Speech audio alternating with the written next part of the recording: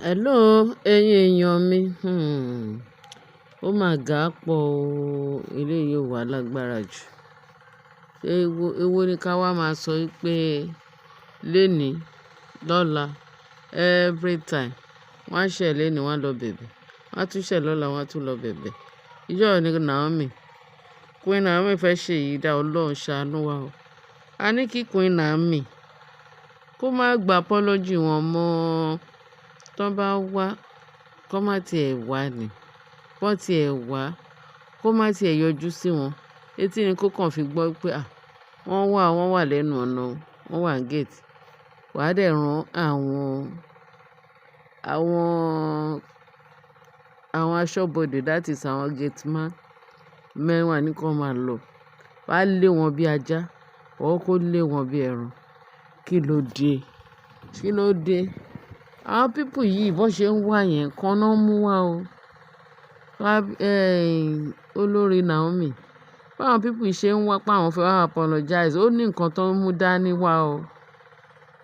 Tí ò bá yé Queen Naomi, mo fẹ́ kó yé ẹ láti ìsín kíákíá kó tètè mú ìkíní àti kejì kó mú mọ́wọ́. Kó má ṣe jẹ́ kí anybody kó jagbà lọ́wọ́ ẹ̀. Queen Naomi, ìwọ ni mò ń bá wí. Thank God o pé wọ́n ní preparation ti wà pé ó ń lọ sí ààfin. Ààfin tó dẹ̀ fẹ́ lọ yìí mo ti sọ. Ọlọ́run dẹ̀ ti prepare. Torí tí Ọlọ́run bá sọ pé bẹ́ẹ̀ ni, kò sí ọba ayé kan tó máa sọ pé bẹ́ẹ̀ kọ́. Wọ́n ló lórí láti ṣẹ̀ Tóbi ni. Bí wọ́n ní Tóbi wá sí ọ̀dọ̀ ẹ̀ láìpẹ́ yìí. Recently yìí bí àná ti ẹ̀ ni. Tó ra ṣẹ̀ṣẹ̀ gbọ́ ní íńtánẹ́ẹ̀tì báyìí. Pó wá ló bá ń gbálẹ̀kùn tó ní kán jọ kóun wá sọ́dọ̀ Naomi. Òun fẹ́ bẹ̀bẹ̀. Ó ní gate man ní kí ni nǹkan náà, ta ló fẹ́ bẹ̀rẹ̀, ó lóun fẹ́ bẹ̀rẹ̀, ó ń bẹ̀rẹ̀ Naomi, òun fẹ́ bẹ̀bẹ̀ pé òun fẹ́ rí Naomi. Gate man wá lọ sọ fún Naomi. Naomi ní kí ló ń ṣẹlẹ̀, kí ló dé, kí ló ń wá mi fún. This is another second person. Ijọ́ yẹn ni olórí Ronke. Wọ́n ló tún dè ní olórí Tóbi again. Ṣé pé àti kúkú gbogbo èèyàn kò dẹ̀ sí nǹkan tó bò lábẹ́ ọ̀run. Àṣírí ti tú pé kábíyèsí ní covenant pẹ̀lú àwọn olórí wọn yẹn. Òun ló fà á tó jẹ́ pé wọ́n á wá lénìí, wọ́n á wá lọ́la. Wọ́n á sálọ lénìí, wọ́n á tún padà lọ́la. Kí ni ká wá ti ṣe léyìí sí? Àfi tí kábíyèsí bá ti ré gbogbo àwọn covenant yẹn dànù. Kí gbogbo wọn ti ré dànù. Because a mọ bá ṣe fẹ́ dá sí ọ̀rọ̀ yìí o. Torí ẹ̀ mo tiẹ̀ ti ẹnu mi ti ń sọ fún mi pé kí n mọ bí mo ṣe fẹ́ dá sí ọ̀rọ̀. No wonder. Kí ló dé? Àfi Ọlọ́run nìkan ló máa ṣe ètò yẹn o. Ọlọ́run nìkan ló máa separate wọn.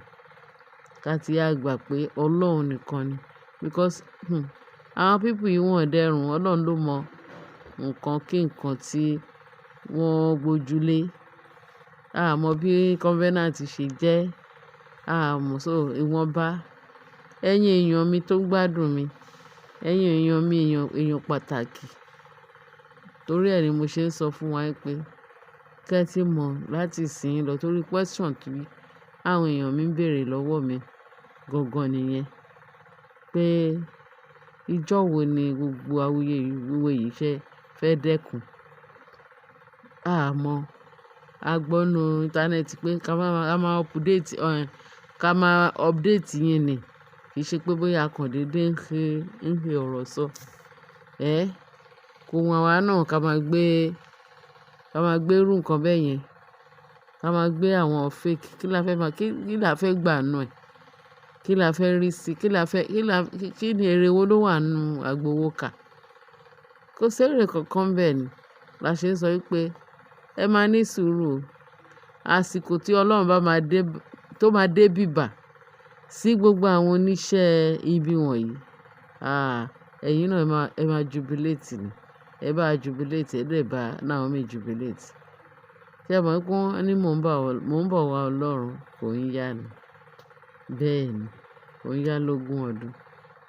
Ọlọ́run dẹ̀ lè dé láìmọye lójijì. Ó dẹ̀ lè dé ní ìgbàkúùgbà láti wá dá olúkálùkù lẹ́jọ́ gẹ́gẹ́ bí iṣẹ́ ọwọ́ ẹ̀. Wọ́n ní olórí tóbi bó ṣe dé pé ẹ jẹ́ kí n ṣe recently yìí ni o, tó ra ṣẹ̀ṣẹ̀ gbọ́ ọ̀rọ̀ yẹn léni o, pé Tóbi ní òun fẹ́ rí Naomi, òun fẹ́ bẹ̀bẹ̀. Pé nítorí gbogbo ibi tóun ń lọ, ọwọ́ Naomi lòun rí, pé òun ti ṣẹ̀.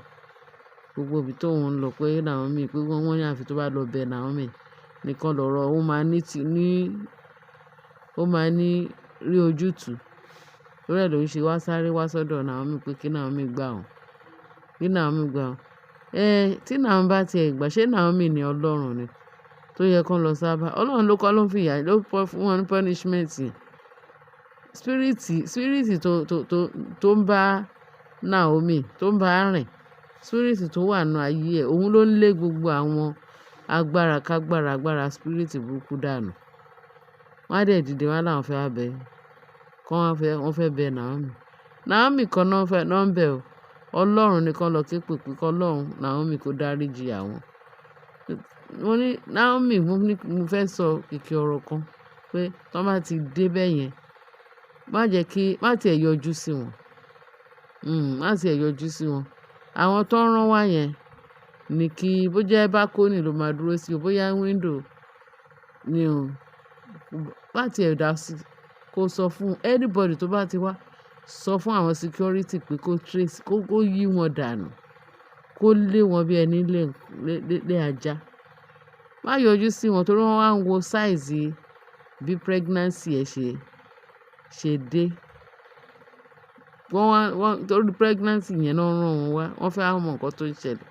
Wọ́n á máa parọ́ pé spirit kan ní kan lọ bẹ Naomi. Má gbà fún wọn o. Má yọjú sí wọn mọ́ o títí tí Jésù máa fi dé o, tó máa fi bímọ ẹ̀, tí ìyanu máa fi ṣẹlẹ̀ o.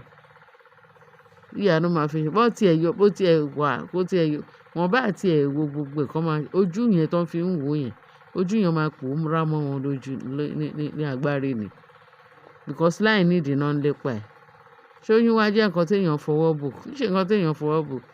Àṣẹ Ọlọ́run ni, torí ẹ̀ ni Ọlọ́run ṣe mú gbogbo everybody, tó mú gbogbo everybody pé aláboyún oyún tó ní yìí gbogbo ayé.